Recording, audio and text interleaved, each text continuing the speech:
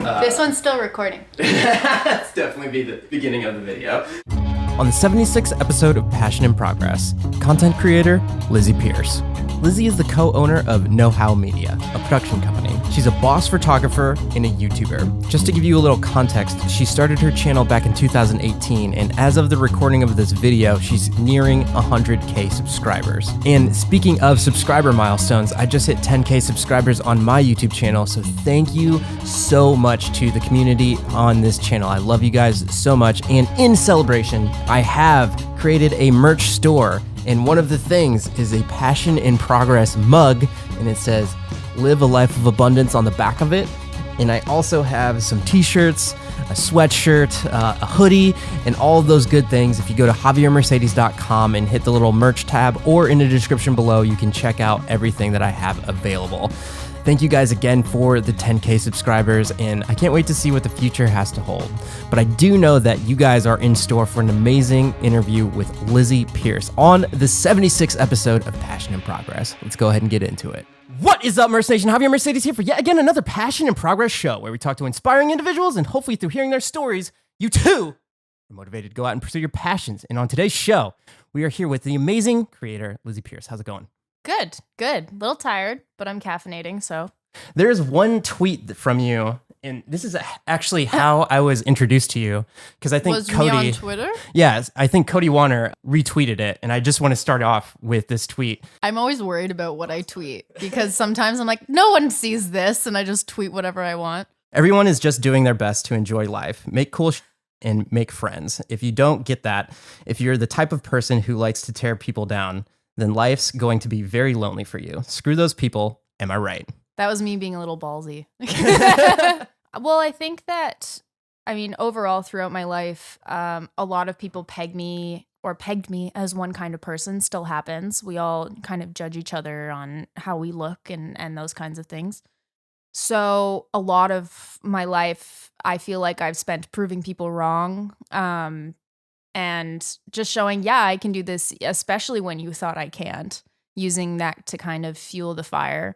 But there's been a lot of people that you encounter that, for some sick reason, really enjoy coming after you and tearing you down and trying to make you feel bad.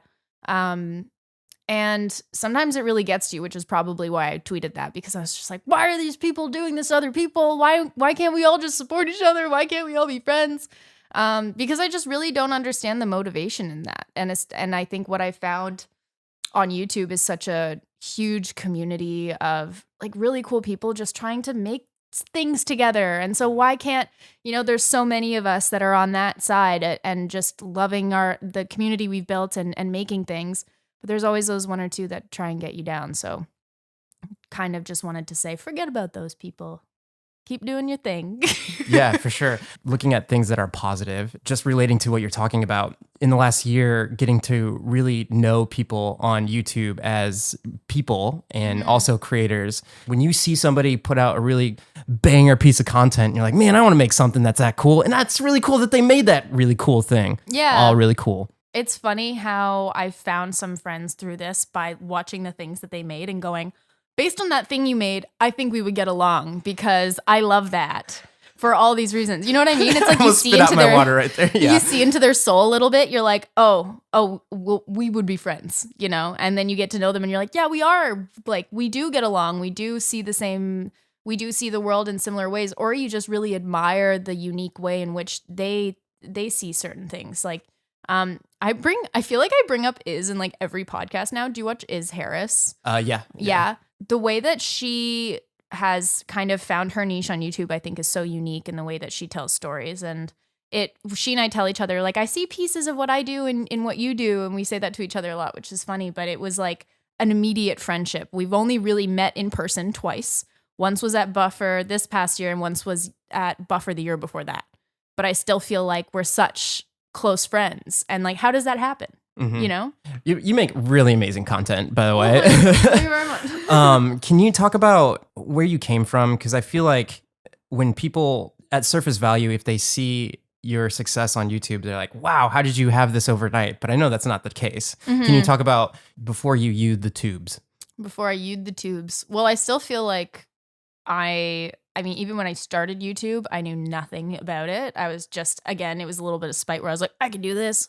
Just watch me. And then I just figured out what I was doing, and I'm still figuring out what it is I want to say and what my niche is. But my whole career was a lot of trial and error and being open to trying new things and learning new things. So I did kind of the thing that you're traditionally supposed to do. I did go to university for 4 years. I did get a job after university, but that doesn't mean that that's all I did. And I think that's why I became, if you want to say that I'm successful, sure, but I think I have a lot more to do.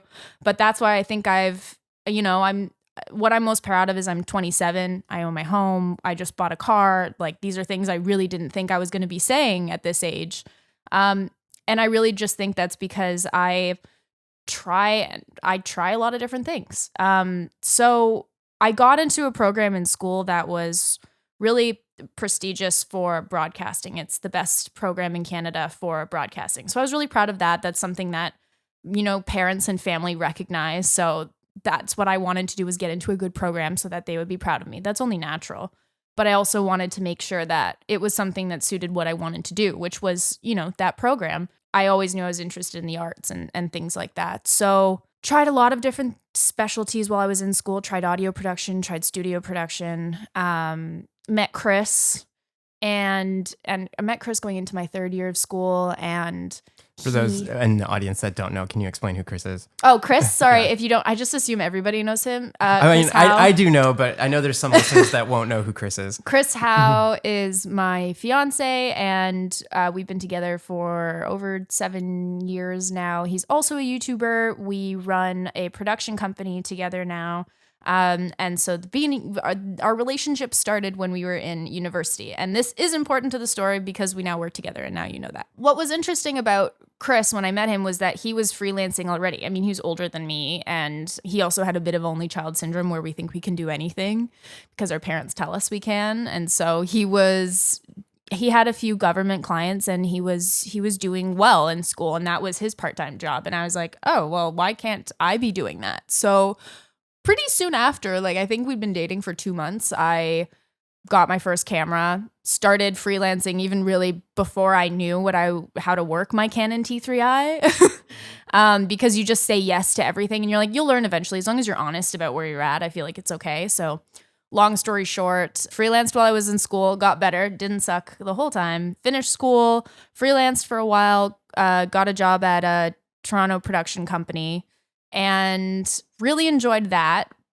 But ultimately, I knew I wanted to work for myself, and also didn't love my boss because he was never going to let me have any kind of creative control. But what that did for me was I knew that I had a strength in producing, loved shooting as well. But I thought, I'm going to be a producer because I like running things. I like having control. I'm kind of a control freak. So I just knew that. When I left that job, I was a junior producer. So I was in the middle of getting promoted. Everything was looking great. I was learning a lot. My projects were good. I was working for big clients, which was a great opportunity for someone who I think I was 23 at the time, 23, 24. I just kind of thought, well, I could either keep doing this for another year, 2 years, 3 years, 4 years, 5 years, but am I going to be where I want to be? I feel like I've learned a lot. All I'm going to do is finesse it, but why can't I finesse it for myself? And Chris at that time was getting more work than he could handle, but also was, based on our conversations we would have after work, he was missing out on a lot of different opportunities because he didn't know the client-facing side and how to manage projects in the real world. It's different than what you learn in school sometimes, and some of the little particulars of how you approach certain things with the client, how you explain things. And I was really familiar with the process now. And so I came in with a level of professionalism and streamlined the process. So left that job. Chris and I started working together.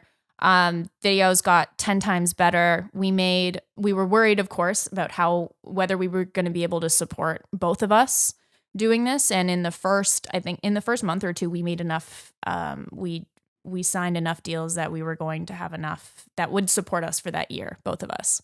And so that was a big accomplishment. Of course, we made more, but so everything was going great.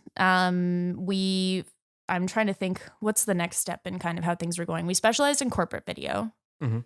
We kind of got not bored with corporate video. I still like it. I felt like we made cool corporate videos as much as you could do that. I feel like that's what we were doing. We really tapped into the emotional storytelling side of whatever it is we were talking about in that video. But of course, we wanted to move into other niches. Travel was a big one for us. So we kind of started a little side travel video production company that didn't really like the name and the rebranding didn't really take off. We still kind of do that under Know How Media now.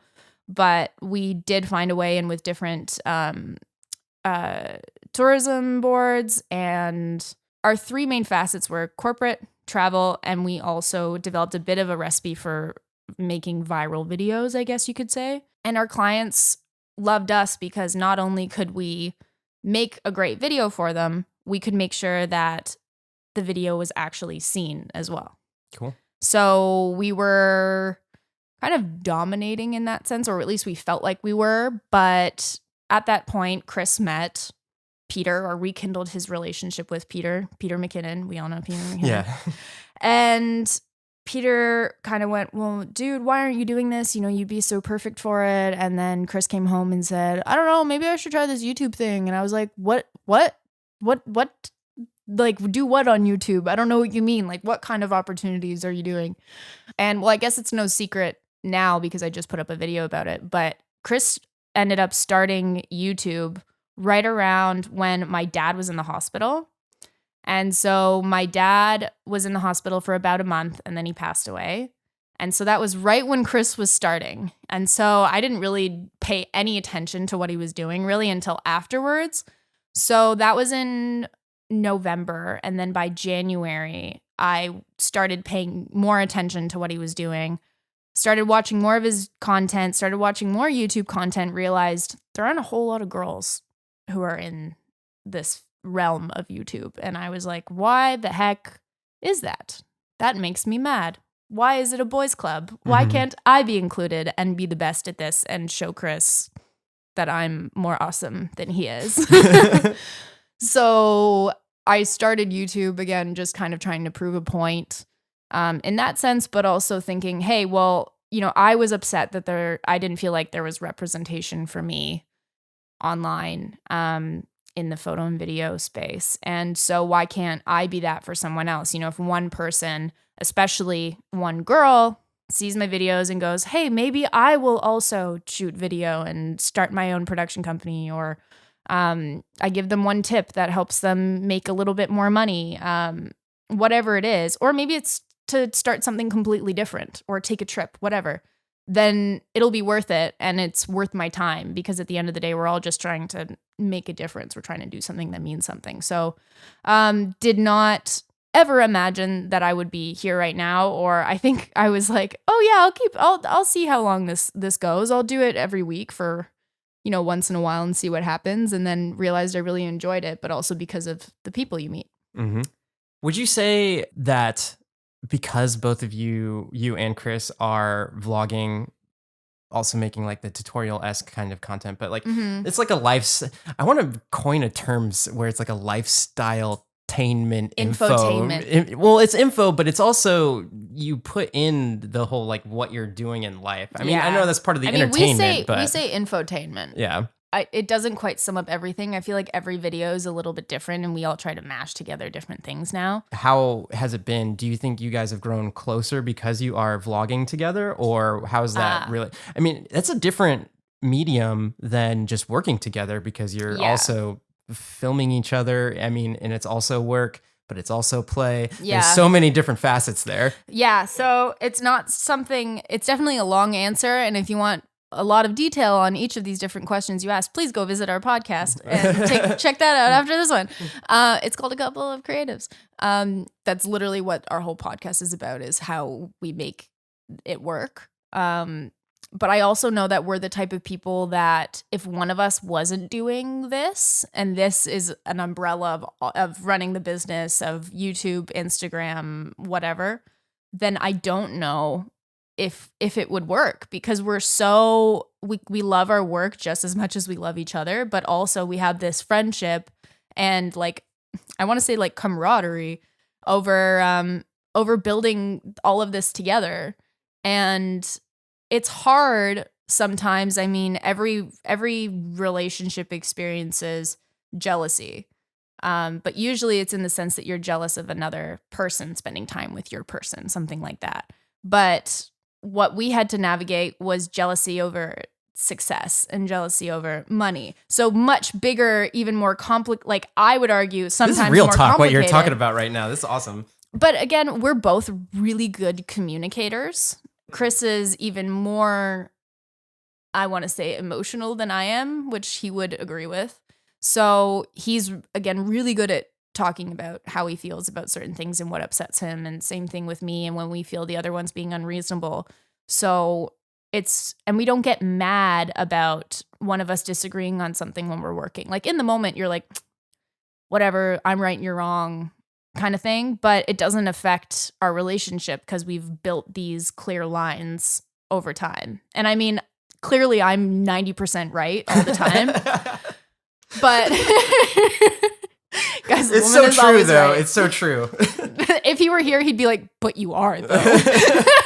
So that makes it much easier for me. Mm-hmm. But we had to set guidelines, limits on, we're having dinner. We don't talk about work now, but do we break them? Yeah, for sure. Sometimes. When we're traveling together, it's hard. We're still figuring out what's a work trip, what's a personal trip. How are we working? Like, do we just set a full day of not shooting any video or photos? Because when we take out a camera, are we thinking about Instagram? Are we thinking about a YouTube video that we could grab a shot for, or a client? Or maybe we'll just bring this, I don't know, coat. Like I just did something to promote a coat for Hudson's Bay. Do I bring the coat? Maybe we can grab a photo. So is it work or is it play? Like there's a little bit of that going on, especially for me. Chris is fine to work all the time. But I need time to separate myself from work and calm down a little bit and then feel like I'm really relaxing, because I'm one of those people that I'm always thinking about things even unnecessarily. So it's nice to like have a break. But I mean, granted, when I do get a break, then I kind of feel like I should be working. Yeah. It's a double-edged sword. Yeah. Mm-hmm. How do you bridge that gap of perfectionism and YouTubeness, right, when you're making a video?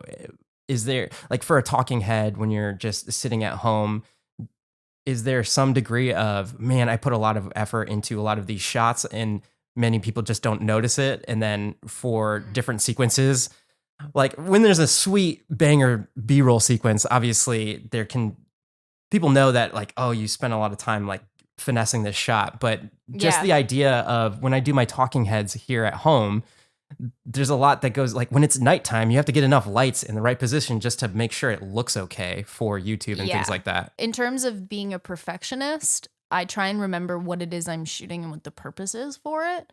And if it's a YouTube video, I mean, some people would disagree with me, but this is just the way I do things. If it's a YouTube video and one has to go up every week, then you have to cut some corners and you have to be more forgiving, especially because I don't have an editor and I don't have other people to help me. And I'm trying to run a business and I'm trying to, do all these other things.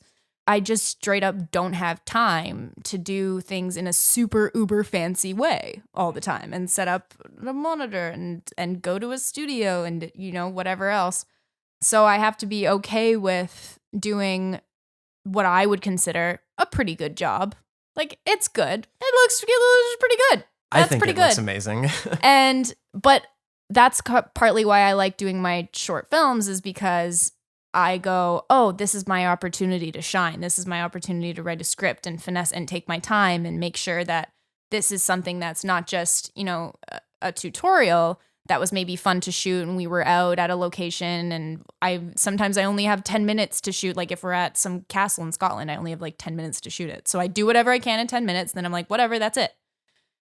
Those are a lot easier for me to pump out because I'm limited in how I shoot it. But when I'm going ahead and trying to put more effort into something like one of my films, then it's something that I want to spend more time on, which is nice though. Like I don't look at it as, oh, if there's something wrong with it, oh, if it's not perfect. Like it's really whether you're happy with it or not. And I know that even with the film I just put out about my dad, I just used my A7 III with my Peak Design tripod on my kitchen table and a blanket as the background and family photos. And the whole point was to keep it really simple because I'm a person that I think I'm not a huge gearhead, although I get really excited about when I get a new lens or things like that. And especially because Chris certainly is. I understand the importance of it. I understand how it works, but I would much rather spend my time writing an incredible script or editing, even really making sure all the cuts are at the perfect moment and I'm telling that story in the best way I can, because I edge on the side of it's not just the gear. The gear really helps, but I mean, not to like humble brag, but I mean, people saw that it was a simple concept that was just a story that was told well, and that's all I wanted it to be. And so like, which was really great. I won an award, yay for it. But other people see that and recognize it, so it's not all about how you're shooting it necessarily. Well, I would say in that case, it was definitely how you're shooting, because it seemed like a simple concept. Or sorry, the means in which you're shooting it. Yeah. Sorry. I was going to say that it seemed like a simple concept, but you executed it so well. The execution took a long time. I could organizing imagine. the photos and coming up with I should make like a little behind the scenes of how I did it. In what order I put the photos down. I had to know what the timing was, because I didn't just take a stack and then just end when the voiceover ended. I practiced. I'd have to sit and listen to the voiceover and put the photos down and then learn, oh, when I say this line, I should be at this photo by now. And if I'm not, I know I'm going too slow or too fast and I have to make up for it. So I set little markers, and then I realized, well, I couldn't have a full stack of photos like how I wanted, like one big stack, because then it might fall over. The focus would change. So I had to separate it into 3 stacks. So then I had to get the timing right in terms of taking breaks to take the photos out and put in new ones. And then it was one shot. So if I make a mistake, I have to start all over again. And then after every take, I have to restack all the photos. Wow. So even when you cleared frame, you didn't hide a cut in there. No. All right. For those that don't know, what she's referencing is a very heartfelt piece that she put together with describing her relationship with her dad. It was very, very well put together. Thank you. It was just something I wanted to make for myself, but I think that's an example of like, you make the thing and then it's done. You had one take to do it. There's a mistake in it. There's a part where my finger kind of catches like one of the photos. Didn't even notice. They all had mistakes in them. Actually, one person did notice. He was like, I voted for your buffer. He's like, I voted for yours, but I only gave it a 9 because I saw when you like messed up the photo. Are you kidding? And I was like, I did. Thing. It's fine. I have a similar piece on my channel where I made in memory of my grandmother, and it was like the very first time where I cried on camera, and it was like a very heartfelt like thing.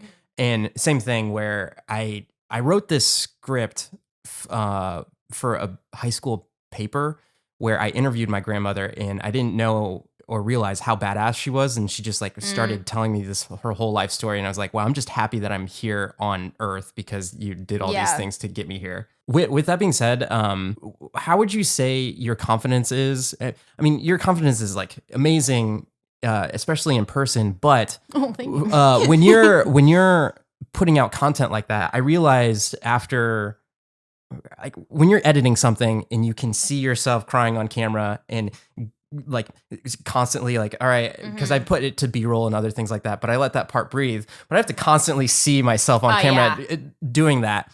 I found that it was almost releasing in a way that like, oh, I'm going to put this out there. And then all of the recognition that I got back, I mean, it wasn't like a huge banger in terms of like other people that watch my content, but a lot of my immediate family members didn't know all of these things that my grandmother went through. Yeah. And they reached out. And I think that speaks towards your, if you can just affect like one person or like get emotion from one person. But really it was more just a piece to like, I want to put this out there, and I did it. And in result, I feel like I'm more confident in what I do. In creating your father's piece, would you also relate to that? Yeah, I think I never thought I was going to make anything about his death at all. It was actually something I was keeping like really private on social media. And it's funny because I don't even remember the point that I thought I'm going to make this. And I don't even remember the point where I was like, this is going to be the style. It just came to me as if in a dream.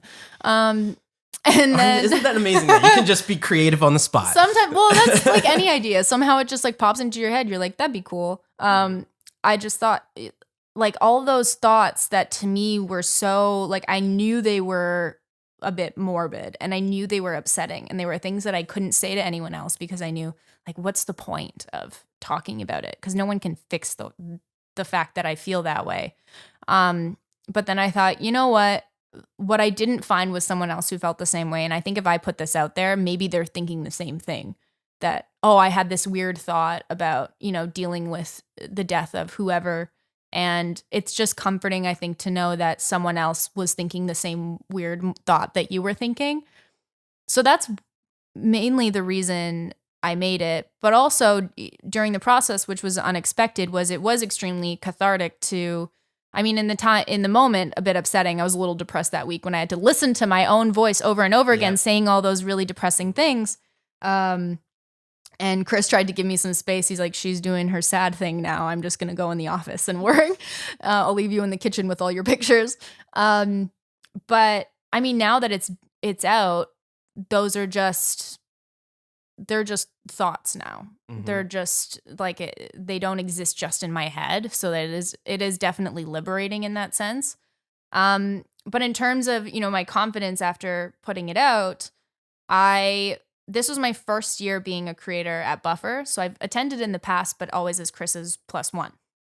So I was super excited to be participating this year, but I actually had a different project in mind that I wanted to show at the festival. I just didn't have enough time in the end of it. So I thought, okay, well, I do want to make this. I'll screen it at Buffer, but not before I asked several people if they felt it was appropriate, because I thought it was really depressing. And I was like, I don't know if this is really what they want me to screen. And was not expecting to get very much like recognition from it or anything. That wasn't the intention behind it, because it was just a thing I made for myself. It wasn't flashy. I thought someone's beautiful documentary, travel film, short film, whatever, would be much more recognized and appreciated than mine. And I didn't care. I just kind of found comfort in knowing like, oh, then I'll get to show this many people my film, and that'll be really cool to see my dad on a screen. That'll be really cool. But having won an award and having people come up to me and saying, this reminded me of what I went through, or it was so beautiful, and that they understood the message I was trying to, or the story I was trying to tell, gave me a lot more faith in my abilities as a creator and a writer, and to trust my instincts in terms of the content I want to make. Because I think we see so much of the same on YouTube, and a lot of the same does really well in terms of tutorials and things like that. And I'll still keep making them, but getting recognized for something that I thought that was so left field from what I've done, and really intimate and really private, but that was important to me, and I put effort into, was really, it was just a huge, like, we see you and that work is good, and like people want this. People also think that, your voice is being heard.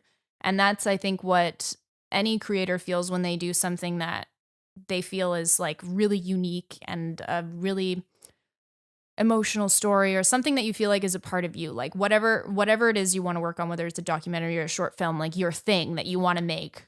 And aside from the money, aside from recognition, aside from any of that stuff, the thing that you want to make and you made it, other people really like, and you're just like, oh, I can do this. Like I am a creator. I do have my own unique ideas that people like, and that is nice to know. Yeah, it's very, like you said, liberating. Yeah. For people that are starting out on YouTube, would you suggest starting out with tutorials and things of that nature and then branching into original content? I almost don't want to suggest a way for anyone to start. I thought you would say something like that. Like, I didn't know how to start. I just did what I thought I was a bit supposed to do and what I saw people doing. Yeah, and what was working. if you want to grow a channel and grow subscribers and that's all you want to do, I certainly think that there's a fast way to do that. But again, I'll bring up I'll bring up Becky and Chris and Is Harris again, because they just made the things they wanted to make for a really long time, and then they found their people. And now they're making the things they really like for them, and people are there to watch it. So I think if you want to be a creator and you want to stick to your guns and you have something to say and you have a way to tell it and it's not something that's on YouTube, that's awesome, because not a lot of people can say that. Honestly, the hardest part is finding a way to stand out and to be different. And that's all I spend my time thinking about. Like, it's not hard to, well, I mean, some people can do a much better job than others at doing a tutorial and explaining it thoroughly and making it engaging. And those are really fun to make. But I think you have to differentiate yourself, I think, if you want to have longevity on YouTube and have a legacy.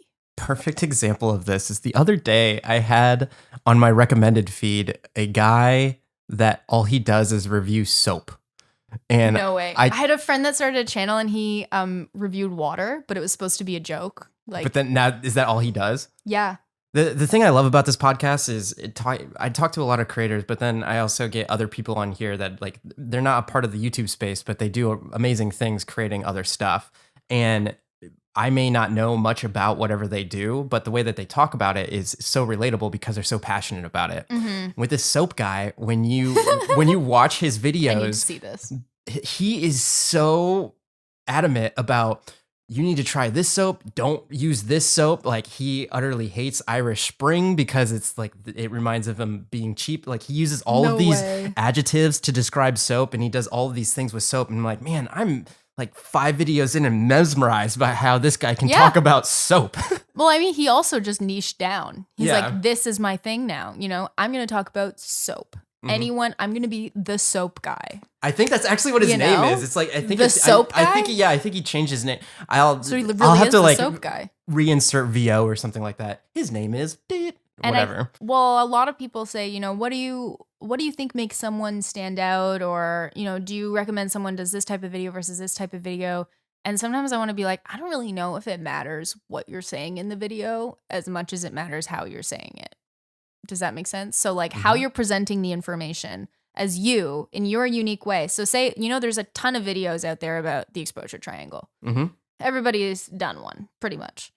But why would you watch one person's over another? Maybe you like the way they present their information more than someone else. You feel they're maybe more thorough, but also maybe you find them more interesting. Maybe you watch 2 different ones because you know, like, Peter's is going to be really funny and engaging, but you go and watch Linus Tech Tips to learn all the nitty gritty. Like, everyone delivers things slightly differently.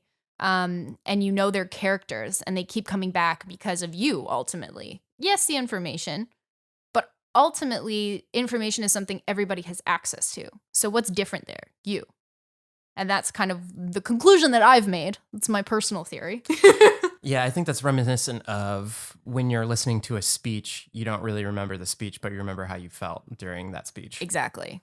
There's a couple creators that I follow on Instagram, and they went live one time and they were editing photos, and this guy just like does it in his free time, and he was explaining things during the process. And I was like, dude, why don't you make tutorials about this? Because I know he kind of did YouTube for like whatever, but it was more like vlog style content and everything. And I'm sitting there mesmerized by what he's saying, because I was like, man, I'm learning a lot. And then his conclusion was that, oh, there's already a whole bunch of tutorials about this, case in point what you were just talking about. And I had the same exact answer to him. I said, yeah, but you're telling me this right now, and I like watching you do it as opposed to the other way around. And I feel like the YouTube algorithm works in mysterious ways sometimes. Like, if you put out content and you know it's a very, like, you put a lot of effort into a video, and then especially when you're beginning off or you're in the beginning, you put the video out and maybe it only gets like 10 views. Like 5 years down the line, that might get picked up. There's like a couple videos on my channel where I spent like a lot of time on them, and it like maybe got a couple views, but now they're starting to pick up. It's really weird that, or I guess it's not weird, but it's kind of gratifying knowing that like people like quality content, and Yeah. it will get shown to people. Exactly. Speaking of quality, do you find quality and the weekly schedule of posting weekly, do you find it tough to do that, to maintain your standards? It's been a couple weeks for me. Personally, how does that make you feel on the inside when you haven't posted in a week? I'm kind of in this middle ground where I'm trying to figure out if I want to be a person that posts weekly. Yeah. I was doing weekly, and you definitely see growth, especially in the beginning. So it depends, what's your motivation? Do you really want subscribers? Then yeah, you have to feed the beast. You have to come up with a catchy title. Maybe, do some tutorials. You know what I mean? Like you're feeding the algorithm, and that's how people are initially going to find you. But also and what I tried to do is sneak in some of, me in there with my films and vlogs and things like that. And even into my tutorials now, I feel like I'm trying to be more myself. It's hard to do that in the beginning. I hate cutting off the guests, but no, when watching your tutorials, I love the fact that you have a bit of information, then you have some obscure thing that has nothing to do with the tutorial. Like you might be dancing on a banister or something like that. And I look at it, I'm like, I'm really interested to see what her audience retention is on this, like during these moments. But I love that you do that because one, it differentiates yourself and it puts your personality into the tutorial. That's what I think, because I'm like, I don't want to be and especially if I'm talking about gear, like I say all the time, like, I am not techie. I'll tell you what you need to know, what I think you need to know, but if you want something really detailed, then you probably shouldn't come to my channel. If you want the basics of how something works, or you want like a fun tip on how to shoot something differently, or something, especially like business stuff, I'll go into a lot of detail on, and storytelling and writing and things like that. But ultimately, it should be a fun place for you to come and get inspired at the end of it. And if you're looking for a full education, then, well, we're making a course, so you can probably get it there soon. But that's my kind of mentality about it. Now I'm forgetting your first question, though. Oh, how does it make you feel and all that stuff? But I think you answered it. Posting weekly. Well, yeah, I'm still trying to figure it out, just because then I know I'd have more time to make something maybe a little bit better. But also I'm wondering whether I just need to hire on help, like hire an assistant, because if I want to be creating things, then I maybe need to free up some of the other parts of my life. So schedule is something I'm working on right now, and juggling everything. And I think that's a big part of the weekly problem, because we're still running a business, and I've been working on, like, we have a shoot on Monday. And like no one sees that stuff. So they go, oh, Lizzie's really slacking off. She hasn't posted anything. I'm like, guys, you don't even know. Like, you don't even know. I'm in Austin right now. I should not be in Austin. Chris is probably mad at me for coming here. Yeah.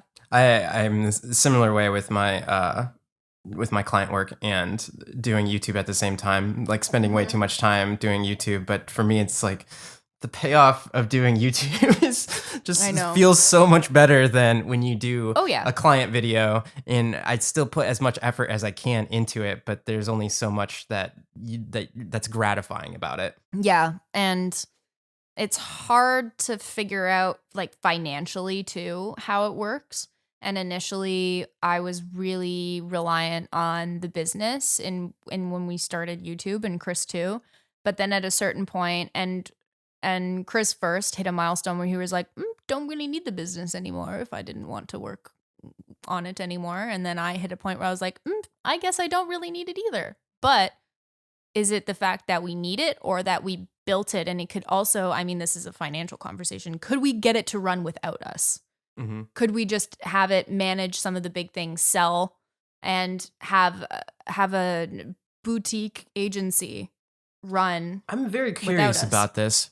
So say you did, somebody else took over, or like it could We're run. Working on it. Yeah, where it could run by itself. Do you think that would release some of your clout in terms of being able to approach conversations in a way that, hey, I'm a business owner and a YouTuber, like say 2 years down the line or something like that? Well, that's what I said to Chris, because this is a conversation we're having together. He might be mad at me for bringing it up, but I don't care. He doesn't feel that way. Yeah. I do. Okay. And I like the business and I don't want to let it go. I don't think there's ever a time, because like I said, I'm a control freak, where I'll be completely out of touch with what's going on. I'll just be overseeing more than anything. So, and I think that also shows quite a bit about my business sense and my managerial knowledge. If we're able to get to that point, I think that's freaking awesome. And because I've never had to completely run a company as a CEO that's not actually working on some of these projects, not producing them, not even having a hand in the editing. And I mean, right now we have editors. We have we have one producer that we're trying out. That's the hardest role to fill. We have a script writer. We're bringing on people and figuring out a way for it to work. Because at the end of the day, I feel like I would like to also invest time in transitioning some of the projects that Know How Media is doing. So keep those corporate videos flowing. But what if we want to get into even more commercial work and bigger commercial work? I'm also talking about getting funding for a documentary I'd like to produce. And I'm talking to like CBC, and I might be working with Samsung soon and trying to get funding for that. So I don't think it's like, oh, me not managing projects for Know How totally by myself now means that that's gone and I have no touch with it anymore. It's more like, but now I'm freeing up time to, do YouTube for sure, but not just YouTube. I can improve my skill set as a documentary filmmaker and have time and rally up the budget to actually make that happen. Because right now, between those two things, I'm not, and then I'll be at a standstill. Like, how many times do people want to hear me talk about how we have a corporate video production company? And here's how you make yours. Like, I'll only have so many tips. But then, if I grow my skill set, I'm now going, here's how you make a documentary. Here's how you do this. And those are things I want to learn as well. Does that answer your question? Yeah, for sure. So even when I was asking the question, I was thinking to myself, when you do step away from, or you're just overseeing that business as I was asking it, I was like, that actually does sound awesome, because then you can go and do bigger and better things and then also have that in your back pocket. So it's kind of like you're just said, scaling it. Yeah. And finding different types of work to potentially bring into the business too. And we won't have time to do that if I'm still working on our existing client work. If you're behind a computer editing videos. Yeah. So that's my mentality behind it all. Chris has a lot of, he's like loving YouTube. Like, it's so high energy. It's so fast paced. He loves the jobs he gets to work on. He loves working with different brands. And so he's really happy doing that right now. But I think, I can't speak for him, but I think he's trying to figure out how, like, what his next step is. Cause I think he's a bit bored with the work that the company is doing. So maybe you'll see him doing some really interesting stuff on YouTube. I don't know. You're just like giving precursors on podcasts. I don't know. I'm trying to help him figure it out, but he's good at pretty much anything he does. So it's not like I'm worried about him. It'll probably be like, I'm going to do this now. And then tomorrow he does it. Whereas I think about things for like a really long time before I do them. Would you say that's the editor in you? Yeah, probably. Yeah. I think it's one of those things where you just like say things out loud once and then you're like, oh, it's out in the world now. Can't take it back. And then you say it again. You're like, okay, I told 2 people I better actually do that thing now. So it kind of keeps you accountable in a way. But yeah, Chris is a little less scared of, well, I don't even know if I'm scared either, but he's a little less like apprehensive about the time and energy put into things, whereas I'm like, if I'm going to invest time into that, it better be good. If I'm saying this out loud and I'm going to do it, I have to put time into it and make sure it's good. That reminds me of a video where you had a little talking head part of it where you said, make it happen for yourself. Can you elaborate? Because I feel like that's a good dovetail into that concept. Again, that was a video that I thought about like the night before, and I just kind of went, oh, I guess I'll shoot that tomorrow. Didn't think anyone would care. Thought it would flop. Didn't. Literally shocked. I never know what picks up on YouTube anymore. Yeah.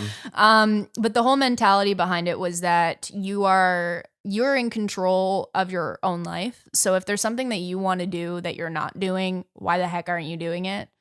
it's really not. I mean, everyone has so much time in the day. Everybody has like kids, a family, some, in my case, like parents sometimes that you have to help take care of and that kind of thing. So we all have things holding us back. We also all have certain advantages. Like I'm fortunate enough that my parents paid for my education. And I think that was extremely generous of them. And that was great because I didn't have to worry about paying that back right when I finished. But at the same time, like there is a way that you can make everything happen that you want. I mean, as long as it's reasonable, like only so many people can really be astronauts. But if you really want to be an astronaut, like you should at least try and then you'll know you tried.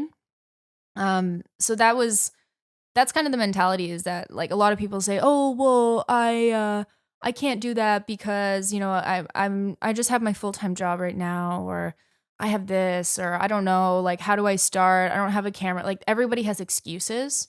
They're all fixable. And it just depends how bad you want it and what type of person you are, how hard you're going to work to make that happen for yourself. Yeah, your delivery on camera when you were talking about it, when you're like walking through the woods, you're like, I made this. Like I'm doing what I'm doing right now. It's like so authentic. Well, thank you. Can you talk about authenticity? And I believe you're giving everything away I'm going to talk about tomorrow, but that's okay. No one will see this by then. This one's going to be quite in the future. Authenticity on camera. And I know we've already kind of touched on it, especially with your Buffer Festival one, but how being authentic just makes your life easier, like just meeting you in person. Yeah. And also, do I seem like how I seem online? So that's the other thing, what I alluded to with your tutorials or just any of your content. My early ones probably seem less like me now. Yeah. But you put something, you'll have the amazing information, but you can still hold my attention even if you were to put whatever the subject matter of the tutorial is like near the end, because now I'm just along for your journey and experiencing what you're experiencing in life at the same time. But it's like you want to, this is a person that I just want to hang out with. That feeling that you get. Yeah. I think it's important for everybody to feel like, well, there's this whole habit on social media of everyone putting up their highlight reel and showing the best version of themselves.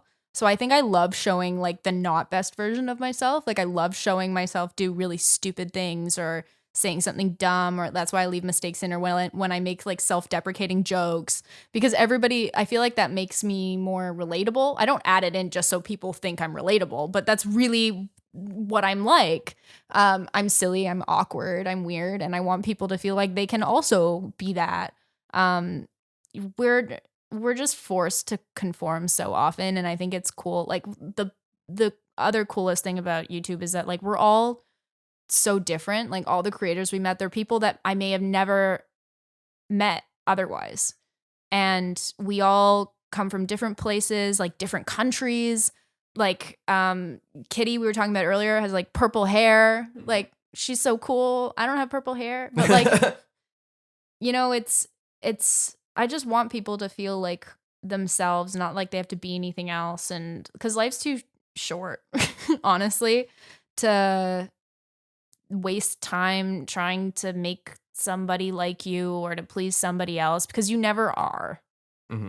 I think just showing that through my videos makes them not only like a little more entertaining, but yeah, like I said, people want to come back because they know me and like me. So I want them to get to know me as much as they can through a camera in a few minutes. There's like this polished version of, I want to say polished because it's edited on YouTube, but then if you look at something like Instagram stories, I feel like that took away from what a vlog was back in the day on YouTube, because now you can experience what people are doing day to day. It's even more real. Yeah, exactly. And what's even crazier now is things like TikTok. Have you delved into TikTok at all? I know of the TikTok. I have friends on said TikTok, but I do not TikTok. So I peruse it every now and then. And that's a good tweet. I should tweet that. Speaking like a real creator over here.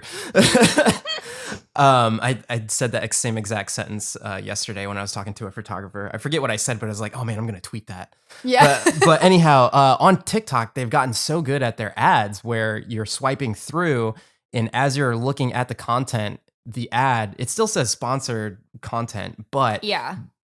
by that time you're already invested in, it just looks like a cell phone video of whatever. It's like they're so good at being authentic. It's like, oh, what are you doing, You ad snuck people? this in there. Since we're kind of talking about ads, I know that a lot of your YouTube content recently has been sponsored. So how are you doing that? Like is everything inbound at this time, or are you actively pursuing sponsors and things of that? Interesting. I thought you were going to ask me like what my perspective is on doing sponsored content, because that's a question I get a lot. But this is, actually, I don't think I've talked about this too much. I do have a management company. So some of it is inbound.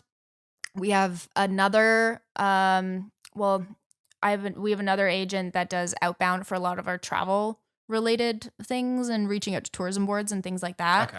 So that also frees up a lot of our time to make content, because before we were doing all of it ourselves. Yeah. And so it's really nice to have people, and of course they get a percentage, but we're still careful and cautious to only work with brands that we like, products that we support, because we would never want to blast people with things that aren't real. But at the end of the day, we have a mortgage and things like that. We do have bills to pay. So I think it's kind of a necessary part of it, but it's also really fun to get to work with brands that you've always like dreamed of working with, and getting to share a product or something or a service that you're really excited about, and then delivering it in an interesting way, in a way that's valuable for people, again, is always the challenge of YouTube.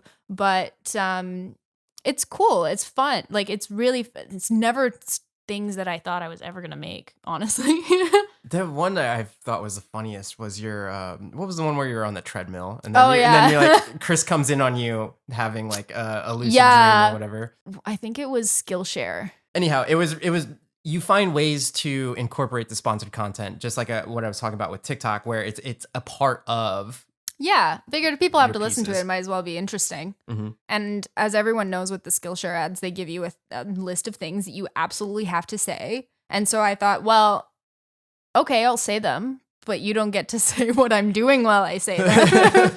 And I'll be honest too, it was totally inspired by Peter did the same thing with his Skillshare, where he has like the two sides of his personality. He has like the annoying Peter and then himself.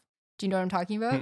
No. Oh, well, you have to go see his Skillshare ads, because they're also Similar. like really funny. Awesome. Like, yeah, they're super funny. So I thought, why am I just delivering these lines for whatever brand? Why can't I make it interesting too? That's such a good idea. So how can I make it different? A quick question on this. What was the conversations like when you first started doing sponsors and you were putting it not at the beginning of your content, but towards like either the middle or the end? I still try and do that unless it's in the contract. No, that's what I mean though. Yeah. If you send a cut to the sponsor and they say like, well, why didn't you say something at the beginning or something like that? Oh, some rarely does it happen. Okay. And if it's not in the contract, it has happened. So they're understanding of like, hey, look, if you want people to really get into this product, then it's better if it's here. Yeah, okay. Exactly. And I also try and like skillfully choose a time where it's not going to be too invasive for the viewer. But at the same time, like if they're really pushing for it, if they're going, can't you just put a logo up or just say like, this is like, we're partnering with whoever for this video, and then get to the meat of it later on. Usually they'll say that's a good compromise. But at the end of the day, it depends. Like, do you want to work with them again? Do you want to piss them off? Like, because if it's not in the contract, you can get away with it and get paid for that video. But did you ever want to work with them again? So it's a delicate dance. You're talking from experience now. Yeah. I think one of the coolest things I've heard on this subject, I had a past guest, Chris Michael Harris is his name. He's a podcaster. And when I was listening to his podcast, the way that he does his reads, Wix contacted him, wanted to do an ad read, but he uses WordPress. So he literally said in his ad read, like, look, I recommend that you use WordPress and not. They allowed it. Yeah. I talked to him about it, and it was because he and who he is as a brand is so authentic, and he like tells it how it is. But he also prefaced it with, my dad owns a small business that sells like, maybe guitars or something like that, where I know that he doesn't have the time to build a website. So I would recommend Wix for this kind of thing. Yeah. With the so he gave it caveats, but I just thought it was so ballsy that you could deviate from not speaking the best of the product. I think you have to be honest, and I think that's a good way to integrate it. I mean, he would probably have to run that by them up front and say, this is how I'm going to position you. And I mean, that is pretty much Wix in general versus WordPress. So I think they know that's their demographic anyways. So like, hopefully they're okay with that. Yeah. But I totally agree with what he did. And I think we would potentially do the same thing if sometimes we'll talk about certain pieces of gear or whatever, if it pertains to a person who's in a certain like price point, if they need a certain, cause I can't go, everyone get a G Master lens. Like, I mean, that's what I use. So when people ask, I'm like, yeah, well, this is the one I have. So I'll do a video about it. And then I get comments like, well, it's so expensive. And I'm like, it is. I saved for a long time to buy said lens. But if another company goes, hey, well, do you want to talk about this one? And I like it. Or I can just be honest about the features about it. And I would never lie. I think that's okay. All right. Let's start to wrap it up. 2 questions I ask everybody at the end of the podcast, and kind of switch this one up recently, is what's your best investment that you've had in the last year? That's hard. I want to say our home, Mm-hmm. because that's the biggest one I've ever made. And it is where we work and where we live. And it's such a great place to come back to. And it's really, I don't know, it's cool that we get to feature it in our videos, especially at this stage too. And it's our set, it's everything. So yeah. There you go. And then last one is, in order to get from where let's say with your YouTube journey, to get from where you were at in the beginning to where you're at now, what's one piece of advice that you could give? Stop caring what other people think, or try your best not to think about it as often as possible. Just close off that side of your brain and then make the thing that you want to make and think about it later. It's natural for things to get you down, but people are always going to have something to say, whether you start YouTube or whether you don't. If you start YouTube, they'll be like, wow, that's so narcissistic of you. You think people are going to watch you make videos. If you don't start YouTube, they'll be like, so lazy, so typical of you. Like, they're going to come up with something regardless, and it's because they're bitter and they don't like their own lives. But like, you just have to do it anyways. And that's today's podcast, everyone. Drop the mic, walks out. So to add to that, I think we just looped it back to my very first tweet of how I got introduced to you in the first place. Yeah, just make cool I did that on purpose. Mm-hmm. Yeah. The thing I love about people that really know who they are is you're just authentic to what you want to be and who you are. Just use the same phrase in the definition right there. Don't care. But we're getting tired now. Yeah. There's a creator I met at Vid Summit, Sydney. I love Sydney. I hope I pronounced your last name right there. Honestly, I don't know if I can pronounce your last name, Sydney. I'm so sorry. But with his whole interview, anytime I asked him something, it was like he knew what to say right there, and like he just knew what his path was. And at the end of the podcast, he said the same. Like, he is kind of like that. You're right. Yeah, and after I made that compliment to him, and he was like, yeah, that's I know what I want to accomplish, and therefore I just know what answers I need to have at any type of like, if this isn't aligned with my goals, then it's that way. If it's not, then it's this way. And I think if you have that kind of perception when you approach anything in life, it makes things a lot easier.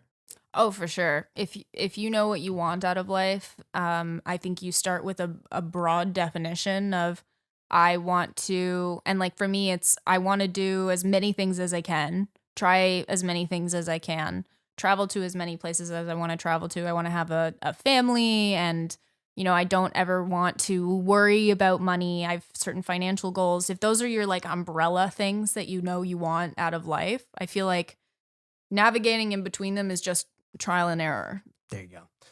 Yeah. Awesome. Where can people find you? You can find me on the YouTube, which we mentioned just a couple times, at Lizzie Peirce. On Instagram, also at Lizzie Peirce, and Lizzie is Lizzie, and Peirce is Peirce. You said that. Yeah, I was gonna say you've said that a couple times. Everyone spells it wrong, which I understand. Technically, it's incorrect. Okay. All right. Well, thank you so much for your time. Thank you for hope having you have me. an awesome time here in Austin, Texas. Is your first time? It is my first time. Well, awesome. All right. Until next episode, I hope you're out there living a life of abundance. And I'll see you guys on the next show.